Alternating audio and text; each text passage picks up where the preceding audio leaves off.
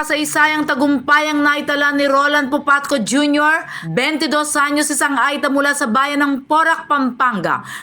DTX Coffee Mix. Himo sa natural nga sangka parehas ang amarkuso, chia seeds, sugared cane extract powder. DTX Coffee Mix. Nakakapi ka na, naka-detox ka pa. DTX Coffee Mix. Mabakal sa mga butika. Matapos siyang maging kauna-unahang lisensyadong medical technologist mula sa kanyang katutubong komunidad sa lalawigan ng Pampanga. Akamit ni Popatco ang kanyang lisensya sa tulong ng scholarship program ng pamahalaan na naging daan upang maipagpatuloy niya ang kanyang pag-aaral at maabot ang kanyang pangarap. Ayon kay Popatco, ang kanyang tagumpay ay hindi lamang para sa kanyang sarili kundi para na rin sa buong komunidad ng mga Aita.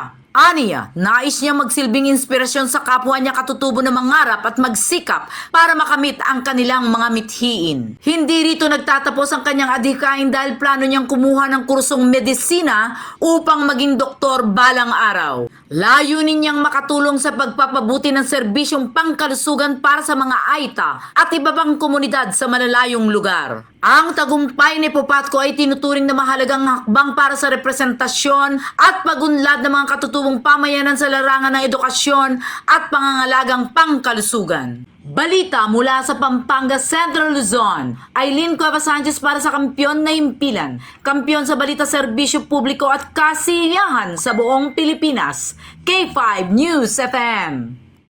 DTX Coffee Mix. Himo sa natural nga sangka parehas ang amarkuso, chia seeds, sugared cane extract powder. DTX Coffee Mix. Nakakapi ka na, naka-detox ka pa. DTX Coffee Mix. Mabakal sa mga butika.